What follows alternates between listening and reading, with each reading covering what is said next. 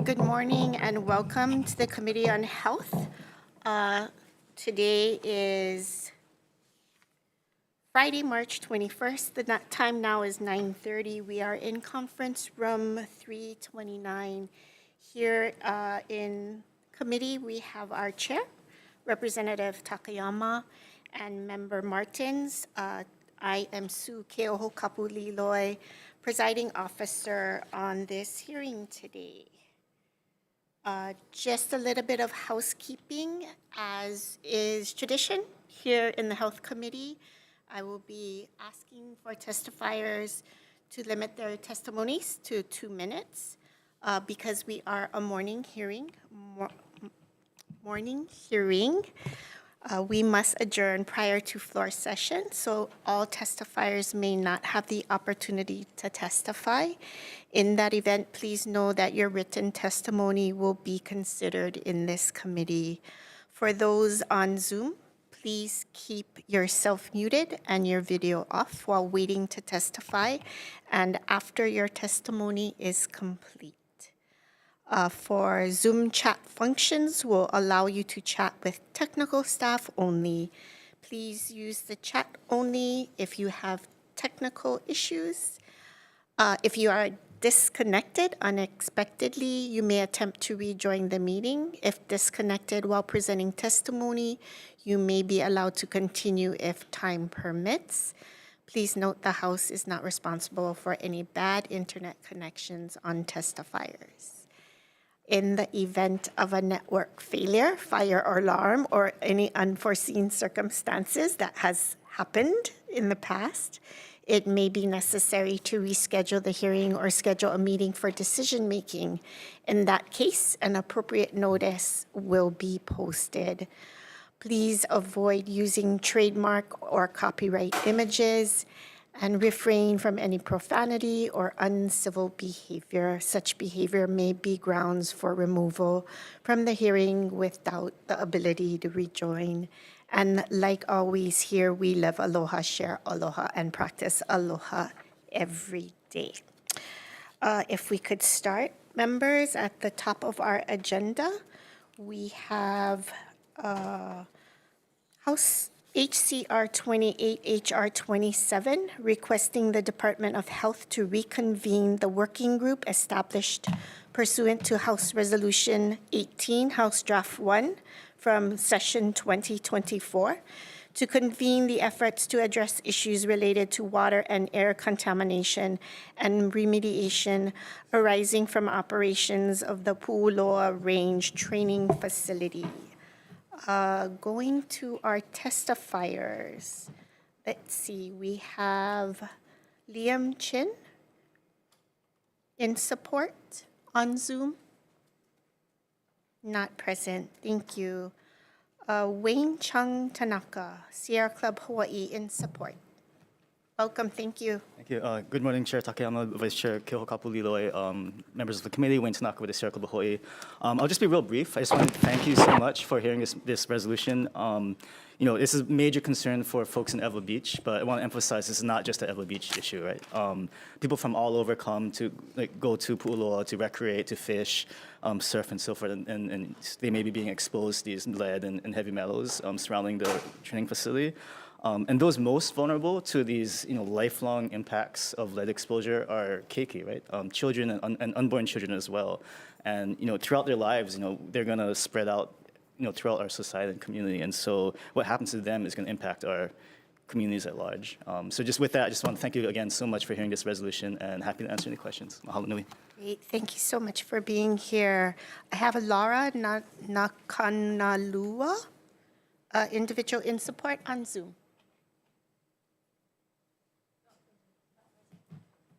Present. Michael Plowman, individual in support on Zoom.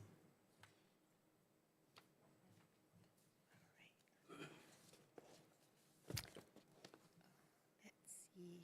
That's all I have on my list. Anyone else in the room wishing to testify? Hi, I had registered to testify by Zoom, Liam Chin. Oh, great. Please proceed. Okay, great. Thank you so much. I highly encourage passage of this resolution. I lived in Eva Beach for years next to the shooting range and also served on the Eva Neighborhood Board. And during my time there, we were alarmed at the multiple tests that were done, clearly revealing significant lead contamination. In the shooting range berms that are immediately abutting houses, less than 100 feet away, there's houses. And the Surfrider Foundation had conclusive evidence. The Marine Corps was skeptical, did their own tests just this last year that also confirmed significant contamination. So this working group is absolutely critical. The Department of Health themselves have highly recommended much further testing and investigation for wind-blown dust and other vectors and pathways through which the lead could enter the community. So I highly encourage passage. We need this in Eva Beach to protect the keiki, to protect pregnant mothers from lead contamination. And I just want to remind everybody here that the Senate and the House voted unanimously on a resolution in 2023 to relocate this range to a more appropriate location away from communities. And in that resolution, multiple threats were mentioned, from lead contamination to extreme noise pollution to ricochet bullets, and that hasn't changed. But what's unfortunate is very little movement has taken place. So we need this working group as a mechanism to actually move things forward, so we can relocate this range away from this densely populated neighborhood. Thank you so much for protecting the people of Eva Beach and passing this resolution. Thank you, Mr. Chin. We also have in support Environmental Caucus of the Democratic Party, Hawaii Reef and Ocean Coalition, Free Access Coalition, Shimachu Protectors, and 25 other individuals in support. Members, any questions, comments? Great. Thank you. All right, members, moving on to House Concurrent Resolution 25, requesting the auditor to access the social and financial effects of mandatory health insurance coverage for biomarker testing. Yeah, House Concurrent Resolution 35. Did I say that right? 35. I said 25, didn't I? Thanks, Chair. Thanks for being patient with me, guys. My first time. Here, testifying, I have State Health Planning and Development Agency, Dr. John Lewin, in person. Aloha, Vice Chair Keho Kapu Liloi, Chair Takayama. Yes, we'll stand on our testimony supporting this auditor's report. Thank you. Great, thank you. In support, American Cancer Society, Cancer Action Network, Cynthia Au. Thank you, Chair, Vice Chair, and committee members. Cynthia Au on behalf of the American Cancer Society Cancer Action Network, or ACS-CAN. We stand in strong support of this concurrent resolution. Biomarker testing can be used to determine the best treatment for a patient and is key to getting the patients the right treatment at the right time. Insurance is not keeping up to date with the advances in science, and 20 states have passed legislation, so we hope that you'll support an auditor's report to study the social and financial impacts of this important bill that we want to move forward in the future. Thank you. Thank you, Ms. And Au. available for questions. Great, thank you. On Zoom, Pedro Haro? Not present. Let's see.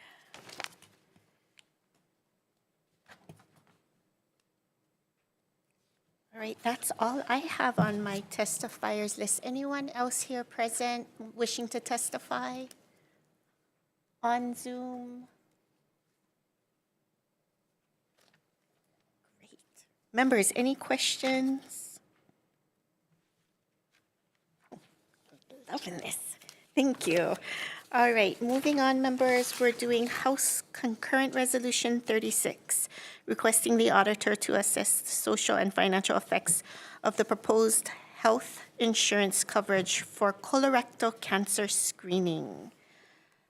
I have, again, Department of Health comments in person. Good morning, chairs, vice chair, and members of the committee. I'm Lola Irvin, representing the Department of Health. So the Department of Health really wants to help optimize people's health equally. And so we provide comments on HCR 36.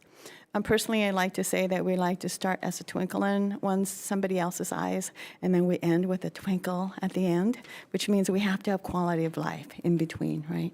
And screening is part of that. If we have early screening and detection, then our prospects for living long, healthy lives is much improved. So we do provide comments so that you have the data. So the screening guidelines changed. So we start screening as early as age 45 for colorectal cancer, up to age 75. And so that changed in 2020. And what happened is, 2021, but in 2020, 70% of people aged 45 to 75 reported meeting the new colorectal guidelines. By 2022, it went down to 67%. Then when we asked, and we had enough numbers for the response rate, asking about healthcare coverage, in 2020, 71% of people said they met the guidelines. Those who didn't have healthcare coverage, only 42% said they got screened. So we hope that this data will be helpful for you as you make your decision. So thank you for the opportunity to provide comments. Thank you for being here. State Health Planning and Development Agency, Dr. Jack Lewin, in person. Good morning again, Vice Chair, Chair, and members. Colorectal cancer is a preventable disease, but we have to screen for it. One of the issues related to this is that there are a whole variety of approaches to screening. And I point out in the testimony here that the county system in Los Angeles actually went through a whole elaborate process to determine how best to go about the screening process. We should do that here in Hawaii too. Hopefully this auditor's report will help us with that, simply because there's occult blood tests, there's colonoscopy, there's a variety of other imaging approaches and scope approaches to this. But we really need to reach out to more people and make sure the screening occurs. So look forward to this auditor's report and for implementing a better program in Hawaii. Thank you. Thank you, Doctor. Also, I have Oncology Nursing Society in support, Hawaii Parkinson's Association in support, Environmental Caucus of the Democratic Party in support, Liberty Dialysis in support, American Cancer Society, Cynthia Au, in person. Thank you, Chair, Vice Chair, and committee members. Cynthia Au on behalf of the American Cancer Society Cancer Action Network, or ACS-CAN. We stand in strong support of this concurrent resolution.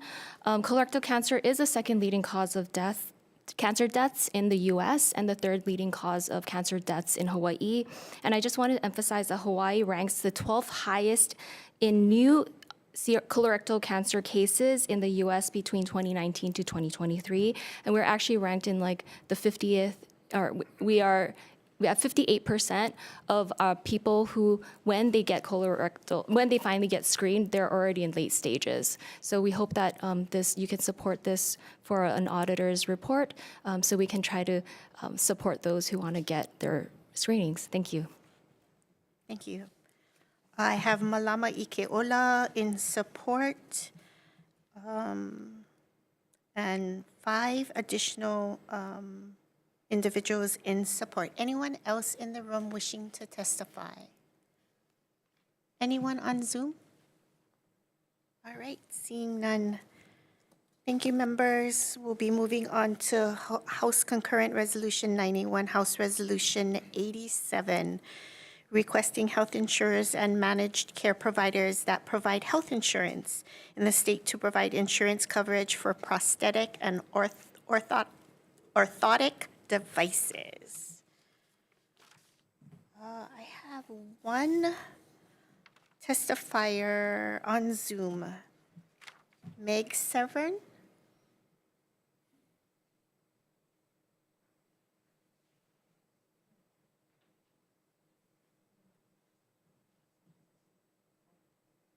Oh, okay. Thank you. All right. I might mention that because she called our office, she is actually in Japan, which is 4 hours earlier than Hawaii. So Tomorrow. there may have been either a technical or a physiological problem, but she is in support. Great, thank you. Anyone else wishing to testify here in person? Anyone else on Zoom? Alrighty. Members, any comments? Okay, members, moving on. House Concurrent Resolution 134, requesting the auditor to conduct an impact statement of a limiting cost sharing for certain diagnostic and supplemental breast examinations. I have testifiers on Zoom. Connor Sweeney. Yes, I'm here. Thank you, Madam Chair. Thank you, committee members, for the opportunity to testify this morning. Again, my name's Connor Sweeney. I'm with the Susan G. Komen Foundation. We're a nationwide breast cancer nonprofit. We're in strong support of HCR 134. What we're looking at here is a financial barrier to early breast cancer diagnosis. This resolution asks the state auditor to assess the impacts of cost sharing for diagnostic and supplemental imaging for breast cancer. So what does that mean exactly? Let's just say someone goes in for their routine screening mammogram, which are covered for most individuals at no cost to the patient. And during that screening, an abnormality is detected, but the radiologist or the provider is unable to determine whether that abnormality is cancer from that image alone. So typically the patient would then be asked to go in for what's called diagnostic imaging. That could be an MRI, a diagnostic mammogram, or an ultrasound usually. And so since we've technically moved on from screening to the diagnostic stage, those follow-up services can come with substantial out-of-pocket costs for the patient. And we conducted a study that found that these can range from a few $100 to over $1,000. So as you can imagine, the substantial out-of-pocket costs can deter folks from following through with the diagnosis process. So we're seeing situations where folks are being told they have an abnormality on their mammogram, but they then can't afford to follow up with the procedures to rule out or confirm a breast cancer diagnosis. And if it is, in fact, breast cancer, that person is also delaying the start of their treatment and putting their life at serious risk. So the policy proposal that we're asking the auditor to review here is the impact of removing cost sharing for those medically necessary diagnostic follow-ups. That way, the entire screening process is covered at no cost, just like the initial mammogram was. So we're not talking about it requiring any new coverage, but rather just an adjustment to the cost sharing for existing services. And we believe and we hope that these findings will reflect the findings of studies conducted by my own organization and others like the American Cancer Society, which have shown that this policy will save lives by promoting early detection. And that also ultimately saves money, since breast cancer is far less expensive to treat when it is diagnosed and treated at the localized stage. Strongly urge your support, and thank you again for the opportunity to speak. I'm more than happy to answer any questions that come up. Thank you. Thank you. Thank you for being here. I also have Hawaii State Commission on Status on Women in support, Office of the Auditor with comments, Hawaii Radiological Society in support, Hawaii Medical Association support, Hawaii Committee of the Democratic Party in support, and 4 other individuals in support. Any members in the audience wishing to testify? Anyone on Zoom? Chair Shipta also Oh, supports this. We didn't submit a testimony, but we certainly support this action. Thank you. Thank you. Thank you, Doctor. All righty. Any members, any comments, questions? Okay, members, moving on. House Concurrent Resolution 171, requesting the auditor to assess the social and financial effects of proposed mandatory health insurance coverage for continuous glucose monitoring. Let's see. Testifiers, Dantry Bartolis, State Council on Developmental Disabilities. Great, thank you. Dr. Jack Lewin, in And support? our written testimony and support, strong support, thank you. Great. Lisa Rance, Hilo Benioff Medical Center Foundation, in support on Zoom. Great. Oh, Kylie, individual, in support on Zoom? Not present.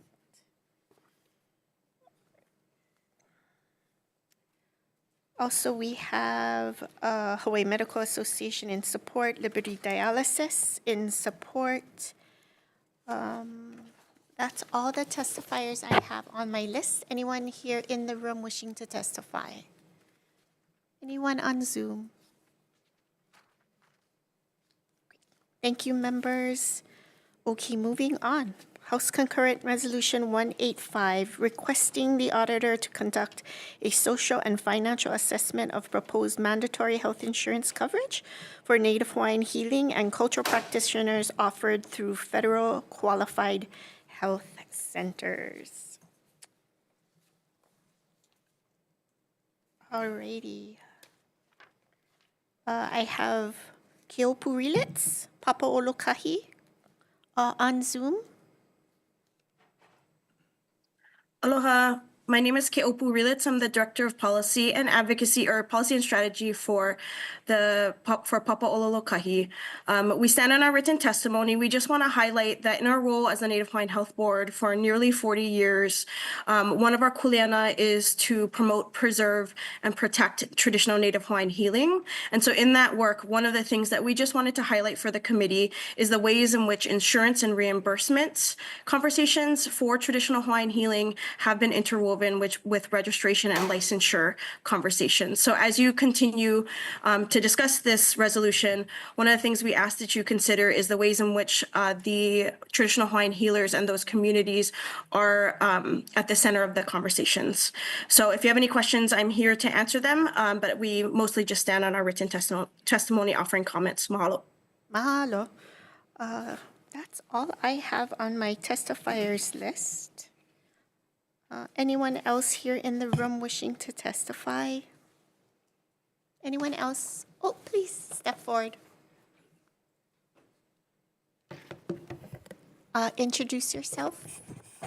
Aloha Chair Takayama and Vice Chair Keohu Kapu Liloi. I'm Keohelo. I'm a Kanaka Maoli College junior from Waimanalo. I'm here today to express my support for House Concurrent Resolution 185. For me, traditional care has been effective throughout my life. As an athlete, I've often used Lomi Lomi services for physical and muscle relief. Growing up, I've also seen how practices like La'o Lapa'au, Olena Cream, and Noni have been effective in treating sicknesses in my ohana. Me, along with the vast majority of the Waimanalo community, benefit greatly from the Native Hawaiian healing methods that the Waimanalo Health Center provides. These time-honored methods are not only culturally significant, but also provide practical, accessible care that complements modern healthcare. Their focus on holistic well-being, la'olapau services, and aipono have played effective roles in many Native Hawaiian healths. I am fortunate to have access to these services throughout my local health center. However, many others across the state do not. HCR 185 would pave the way to making these services more accessible. As someone who worked in electoral politics supporting Indigenous voters, I believe that HCR paves the way in emphasizing the value of traditional practices and the inclusion of Indigenous voices in policymaking. We have seen strong implementation of Native healing practices with Indigenous tribal nations on the continent in Alaska and New Mexico. These services have been proven to have satisfactory well-being rates in regards to its patients. By reinforcing Native Hawaiian healing methods, we are part of a broader movement that promotes sustainable, culturally sensitive healthcare solutions. I respectfully urge the committee to support HCR 185, ensuring that our community's time-tested practices continue to thrive and inspire future generations. Mahalo. Thank you for being here. Anyone else in the room wishing to testify on House Concurrent Resolution 185? Last call. Alrighty, members. Moving on to our last item on the agenda, House Concurrent Resolution 173, House Resolution 169, urging the Department of Health to undertake preliminary education outreach and vaccination drive efforts at schools in Hawaii with vaccination rates under 50%, prioritizing schools with vaccination rates under 30% beginning at the start of the 2025-2026 school year. Alrighty. Here, in person in support, Dantry Bartoles, State Council for Developmental Disabilities. Aloha, Chair, Vice Chair, committee members. My name is Chase Silvert with the Hawaii State Council on Developmental Disabilities, here for Daintree Bartholdis. We're going to stand on our written testimony in support. We just wanted to highlight that people with intellectual and developmental disabilities are often the vulnerable population. And when it comes to vaccines, if we drop below herd immunity, our population literally doesn't get to leave their homes. They oftentimes have health compromised issues, and so they can't get vaccinations. And so when we drop below, they literally just don't get to live their lives. So we're in strong support. Thank you. Thank you for being here. Keith Hayashi, Department of Education in support. Department of Health in support. Thank you for being here. Aloha, Chair and Vice Chair and members of the committee. My name is Ron Balahadia. I'm the Immunization Branch Chief at the Department of Health. The department is in support of HCR 1C3, and as Hawaii faces declining immunization rates, the department agrees that efforts to improve education, outreach, access, and availability of immunizations as components of a long-term plan to counter vaccine hesitancy and increase vaccination rates across schools are critically important to protect our keiki and communities from the increasing incidences of vaccine-preventable diseases. We are appreciative of the legislature's concerns and welcome the opportunity for increased fiscal and administrative support for these efforts.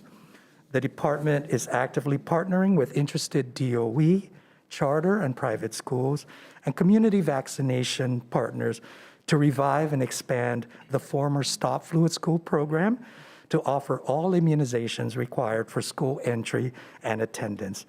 As urged by HCR 1C3, the department will prioritize outreach to schools with immunization rates under 30%.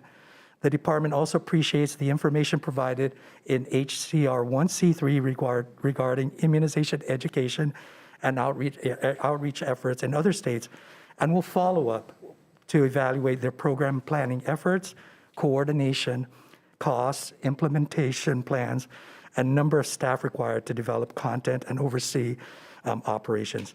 Thank you for this opportunity to testify on this measure, and I'm here to answer any questions. Mahalo. Great, thank you for being here. Let's see, State Health Planning and Development Agency in support. Dr. Liu, thank Aloha you for being again, here. Chair, Vice Chair, and members. Shipta would just comment that under 50% rate of immunization is almost a shocking failure to prevent outbreaks out in the state. So we'd really like to, I think we might want to consider a media kind of campaign for Department of Health to really reach out there. And it's probably worth it at this time to educate people and bring the facts forward and to do that to protect our society. So it might be a better approach in the future. Thank you. Great, thank you for being here. Let's see, on Zoom, Jamie Detweiler in opposition. Sorry, trying to unmute here. Thanks for being Aloha. here. Please proceed. Aloha, Chair, Vice Chair, members of the committee. Jamie Detweiler, Hawaiian Islands Republican Women in strong opposition. The bottom line up front here is vaccine drives do not belong in schools. Schools would be better off concentrating on their classical curriculum, reading, writing, and arithmetic, and perhaps weave into your healthcare education a module on health practices, building immunities. The other thing I would like to mention is this is government overreach. Parents and guardians go with their child to their well-being checkups every year. And that discussion is between the parents and the pediatrician. The pediatrician does the education to the parents, and parents are given informed consent. We are not opposed to vaccines. We are opposed to the government overreach. Also, one can't help think about big pharma involvement with the Department of Health, and I hope that is not the case. Thank you for this opportunity to testify, and please focus education on well-being and health and how to build our natural immune systems. Mahalo. Thank you so much. I have Noella Von Wigand. I'm not sure if I'm saying that right. On Zoom. Aloha, Chair, members of the committee. I'm Judith Clark, and I am testifying today as a concerned individual rather than the capacity that I usually appear at the Capitol. As a public health professional and concerned citizen, I strongly support efforts to increase vaccination rates for children in our schools. Vaccinations save lives, not only for the children who receive them, but for other vulnerable individuals. Vaccines protect those who, due to allergies or other medical conditions, cannot receive vaccinations. My great-grandmother became deaf at the age of 5 from an illness that is preventable today. My grandmother had diphtheria as a child. She had lifelong lung damage and disability. I was a child in a time when measles, mumps, polio, and rubella vaccines did not yet exist. I did not enjoy my experiences with measles and mumps, and I had friends whose experiences with polio changed their lives forever. Children deserve to grow up safe and healthy, and vaccines help us achieve that goal. Thank you for this opportunity to testify. Thank you so much. Here I have Cheryl Toyofuku in person. Thank you for being here. Please proceed. Aloha, Chair Takayama and representatives of the Health Committee. My name is Cheryl Toyofuku, and I'm in strong opposition of this resolution. And it's because the main reason is Department of Health's concern about decreased vaccination rates due to vaccination hesitancy. So the big question is, why are people of Hawaii hesitant now about vaccines? You know, on their own, parents, without help from the Department of Health, researched and informed parents are now truly trying to keep their children healthy and safe with choices to not vaccinate. They understand now that vaccines build artificial herd immunity based on flawed science.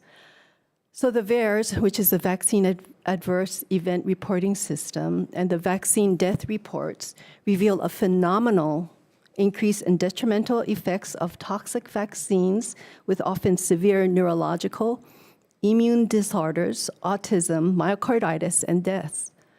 Parents are also opting out of following the flawed science of herd immunity, with Department of Health's solution of promoting artificial immunity with toxic vaccine ingredients, such as heavy metals, animal viruses, aborted fetal cell lines, polysorbate 80, which causes cancer, antibiotics, mRNA, that alters the human genetic code.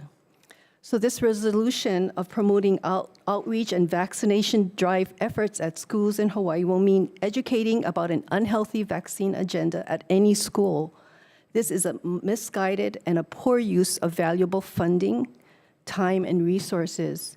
This is furthering agendas towards mandating vaccines, maybe, without informed consent or without freedom of choice. The Department of Health and Education should better use the resources towards programs of healthy nutrients and exercise to build our keki's immune system, which is a healthier way to achieve herd immunity against diseases. More evidence proves that nutrition like vitamin A for measles, vitamin C for tetanus, vitamins D and zinc, elderberry, echinacea for colds and building our natural immune system, along with cultural herb remedies. We all deeply love our keiki, and we desire for all of them to have healthy and abundant lives. So as an RN, as a mom, as a grandmother, we are called to mentor and train them. It is the parents' duty and responsibility, not the government's. This is government overreach, and it is undermining our parental rights. Please do not pass this through. Thank you. Thank you for being here. I have Coach Gilman. Not present. Kim Corderia? Did I say that right? I apologize if not. Cordery. Good morning.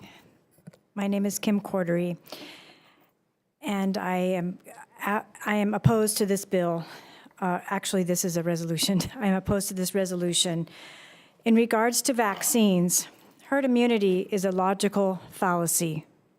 As the word immunity implies, immunity must be obtained in order for it to be a valid argument. Not one vaccine has ever shown scientific proof of immunity. There have been many studies showing the production of antibodies after vaccination, but the mere existence of antibodies does not equal immunity. Therefore, if you cannot reach immunity by vaccines, then herd immunity by vaccination is an impossibility.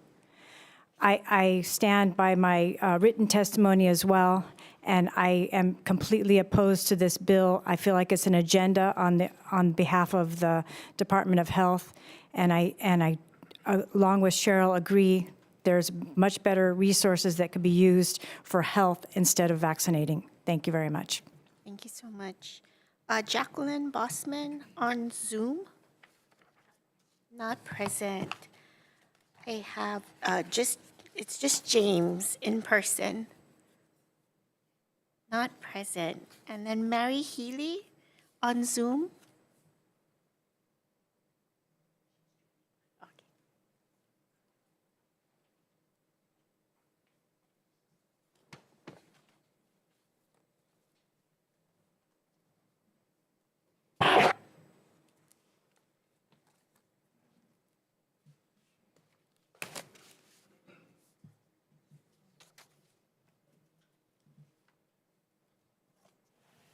While we're waiting for her to join, anyone else here in the room wishing to testify? Please proceed.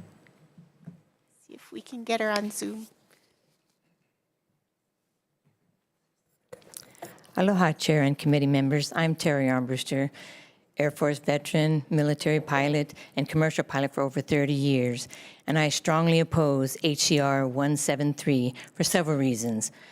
This is based on several faulty claims, stating that herd immunity is only gained by vaccines and no mention of natural immunity. Before a measles vaccine was even available, people got the measles, recovered, and had lifelong natural immunity. And also claiming that all shots are safe and effective. Well, just by the mRNA shots alone, there is millions of adverse reactions and thousands of deaths. So that is not true. And keep claiming that people are vaccine hesitant. It's not because they're hesitant, it's because they do not want to be injected with toxins like aluminum, formaldehyde, mercury, and worst of all, cells from aborted babies. That alone is ungodly and horrific.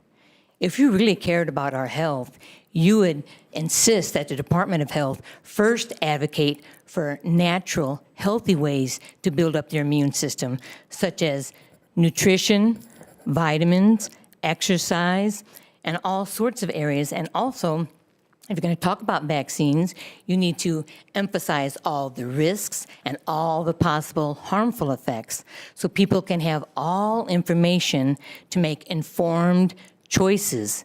And remember, it's choices, and people should have the choice, shots or not. And I just want to give you a fair warning that if you do these outreaches in the schools, this may spark an outrage, especially among parents, when you're trying to pressure, or they may even cause lawsuits if you try to pressure or persuade their child to get shots without their knowledge or consent. Instead of wasting time and money on trying to push vaccines, I request that you would draft a bill that would, a liability bill for anybody that administers these vaccines and cause harm, that they would be held liable. especially if they don't follow the informed consent protocols. And also, you can appeal to the U.S. Congress to repeal the 1986 Act so that all pharmaceutical companies would be held liable for any harm or death that are caused by these shots. Please summarize. Yes, so I strongly urge you to please stop this resolution, or you may even incite a revolution. There's going to be a lot of people that are opposed to this, and you may face a lot of backlash, protests, and lawsuits. So I recommend that you stop this and take on some of these positive recommendations that people have already included. Mahalo. Thank you. Thank you for being here. Back to Zoom.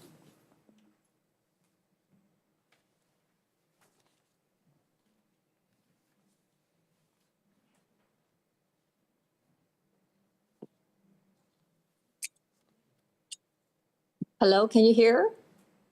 Yes, please proceed. Okay, hi, my name is Juliet Kim, and I oppose this bill, HR 173. This does not belong in schools, first of all. This is done on purpose with the agenda to peer pressure the children, to talk about each other. Did you get the shot? Whatever, and the other one thinks it's cool, let's go get it. This happened years ago with the flu shot. And I had a nephew come to me and say, hey, Auntie, did you get the flu shot? I said, no, why would I? Oh, yeah, they're offering it at school. So everybody got it. Schools, for schools, it's for places for kids to learn, not push the agenda to get vaccinated. It's our parental choice, and it should not be done in the school. So I oppose this. And also, I'm here to say a lot of us did not get the link to testify on Zoom. I had to actually call, and somebody had to connect me. And this happened with a lot of other bills that a lot of parents oppose that did not get the Zoom link. So you guys might want to have to fix that because that's not right either. So thank you for hearing me. Thank you. Anyone else on Zoom wishing to testify?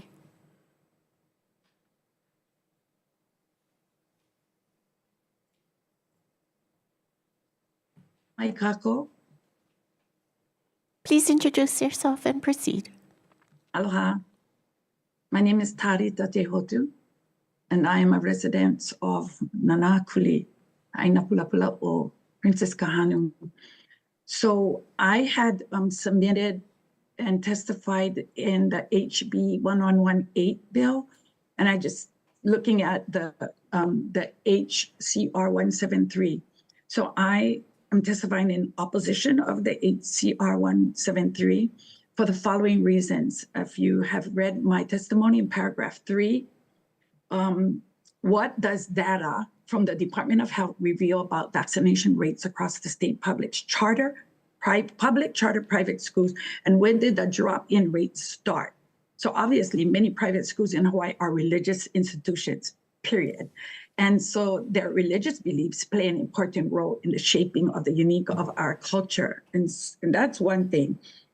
And then in 4, you can read it in 4, what percentage of students in 2023-2024 school year have no immunization records or are missing some immunizations compared to the percentage of students receiving religious exemptions? And again, you can see what I wrote about Director Fink. Paragraph 11, what other states have vaccination education programs and what do these programs entail?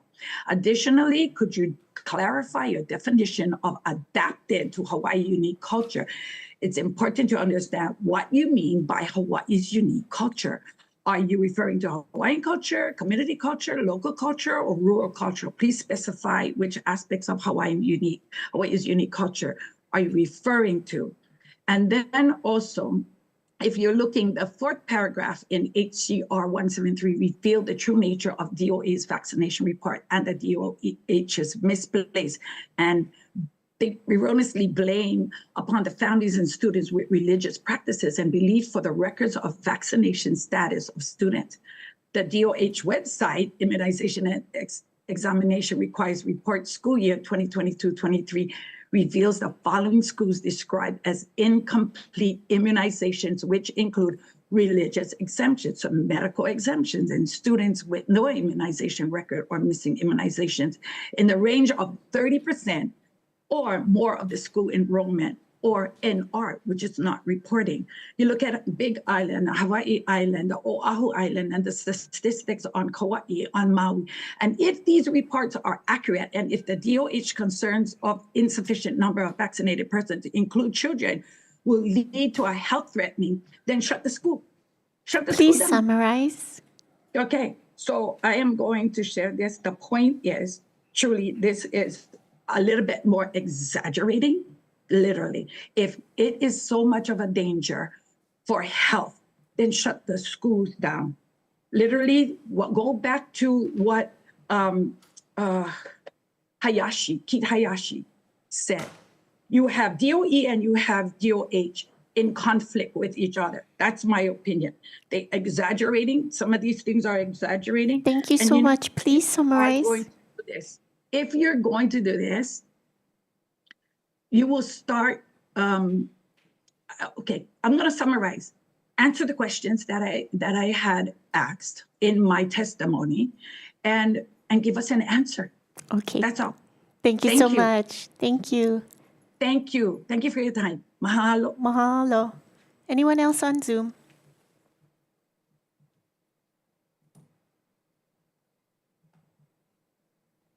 Last call here in the room, wishing to testify? Okay. All right, members. I've take a quick short recess so I can adjust my paperwork and then we'll, oh, I'm sorry. Members, any questions, comments, concerns? All right, seeing none, just a real quick recess. Don't go far. I just want to get my papers in order. We're in recess.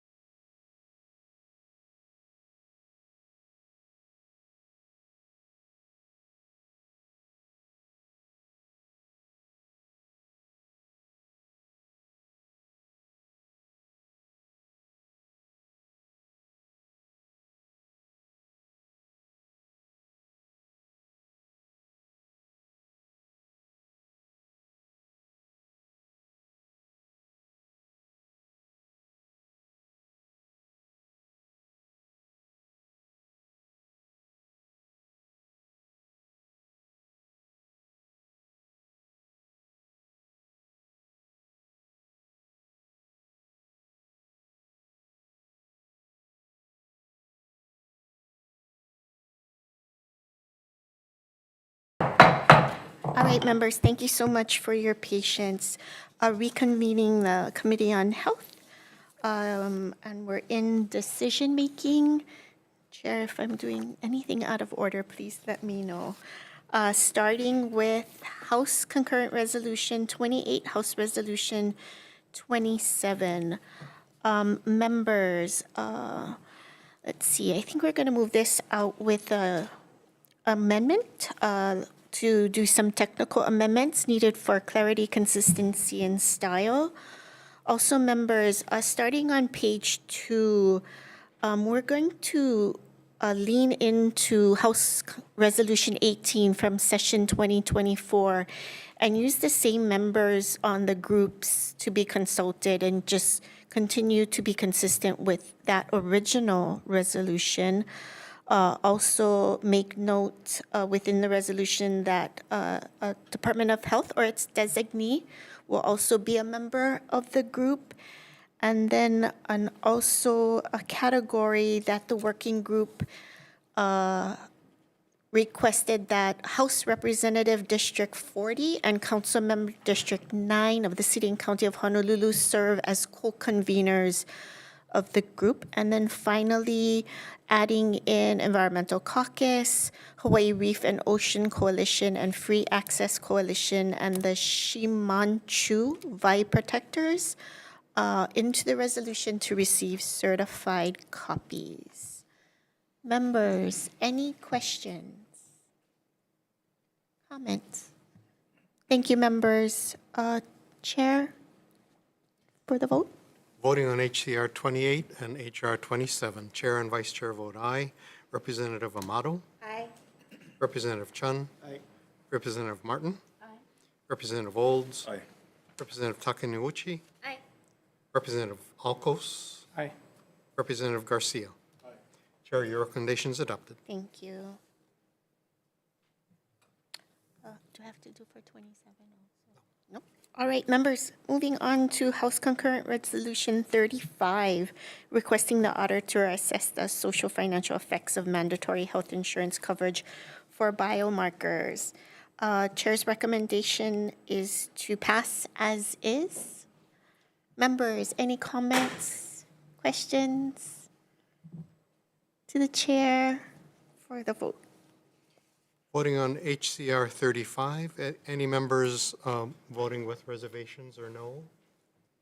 Seeing none, Chair, your recommendation is adopted. Great, thank you. Members, moving on to HCR 36.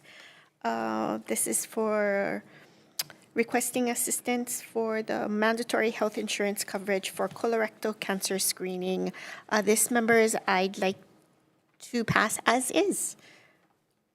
Members, any comments, questions, concerns? Chair, for the vote, please. Voting on HCR 36, any members voting no or with reservations? Seeing none, Chair, your recommendation is adopted. Thank you so much. Members, moving on, we have House Concurrent Resolution 91, House Resolution 87, requesting health insurance and managed care providers that provide health insurance in the state to provide insurance coverage for prosthetic and orthotic devices. This, members, I'd like to pass as is. Members, any comments, questions? Chair, Voting please. on HCR 91 and HR 87. Any members voting with reservations or no? Seeing none, your recommendation is adopted. Thank you, Chair. Members, on HCR 134, I was reading through the auditor's comments, and I just want to note, just within their comments, they do not believe that prohibiting cost sharing for certain diagnostic and supplemental breast examinations is required. I think this resolution really does highlight that. I think what it fleshed out was that the auditor concluded that it's done. So, members, I'm going to be deferring House Concurrent Resolution 134. Moving on to HCR 171, requesting auditor to assess social and financial effects of proposed mandatory health coverage for our continuous glucose monitors. Members, this one, I think we saw it in House Bill 820. I'd like to pass as is. Members, any comments, questions? Chair, for the vote, please. Voting on HCR 171, any members voting with reservations or nay? Seeing none, Chair, your recommendation is adopted. Thank you, Chair.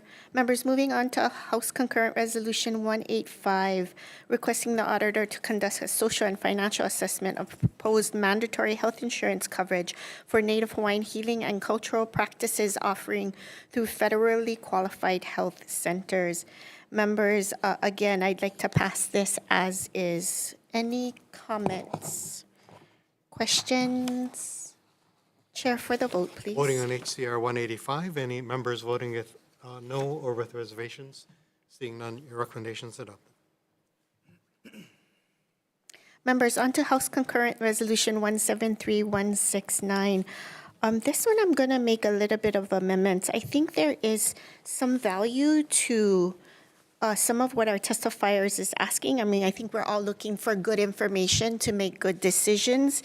I also think that there's an opportunity here to really assess and mine some of the information about the number of students in school. I'd like to make an amendment on page 34, page 2, line 34. Vaccination drive efforts at schools in Hawaii, vaccination rates under 50% beginning the start of the school year 2025 and 26. Do everything right there. Oh, I'm sorry. To 30%. Let me reread that, members. Vaccination drive efforts at schools in Hawaii with vaccination rates under 30%, beginning in the start of the school year for 2025, 2026. Members, any comments? I have a comment. Chair. Thank you. Please proceed. Thank you. Vaccinating our children, totally against it, that especially with the parents don't have consent, to all these things are. But over the past years, maybe 4 years, where a lot of immigrants have been coming over to America, into our Hawaii as well. Now we see the flu, we see all kind of disease coming up. It's much stronger than it was before. Securing our borders, which is good, that we can protect our families here in America. And I think that we should be looking at how can we vaccine these people to protect our families instead of vaccinating our kids now and putting disease into their body and not sure if their body can fight back all these disease. Because that's what they're doing, vaccinating, putting some kind of measles disease for our body to fight back and make it stronger so our immune system can get stronger. But some kids cannot fight it back. And there's history of proving facts that it really affect our children. But if we can protect our families by vaccinating people, the immigrants that coming over, or where the disease coming from, we should attack it that way instead of attacking our families. Thank you. Thank you, Member Alcos. Any other members, comments, questions? Chair, If I please could, proceed. Chair, I'd just note that, vaccinations have been proven to be safe and effective over the past several decades, and that if we are concerned about our children, school children, and otherwise being exposed to possible diseases, then they can just as easily contract them from their neighbors and fellow students as they can from immigrants. For that reason, I support the resolution. Great, thank you. Ms. Martin. I just wanted to say that in the testimony, there's a lot of confusion about what this bill is about. This bill is about making it convenient for parents who want their children to get vaccinated to do so and provide information to them. And, if they are working families, they may not easily be able to do so. It has really nothing to do with forcing vaccinations on anyone. And I find it sad that people want to prevent others from receiving benefits. Thank you. Thank you. I have another one, Chair. Second time, please. Isn't it legal already that we can vaccinate our children anyway? Isn't it legal that we can take our kids if we wanted to go to the doctor, or like I vaccinate myself or my children on some of the things that we choose to? Isn't it legal now? What is this bill doing? Is it if one comment was saying that it's sad that we wouldn't want to do this to our children, our parents not gonna, like right now you're pretty much, I feel that we're mandating something or trying to force it in this direction that we have to do it, Thank you, Member Alcos. Members, any other comments, questions? Chair for the vote. Voting on HCR 173 and HR 169. Any members voting no or with reservation? No vote. No votes for Representative Alcos and Garcia. Any others? Reservations for Representative Olds. Chair, your recommendation is adopted. Thank you, members. We're at the end of our agenda. Thank you so much for being here. This meeting is adjourned.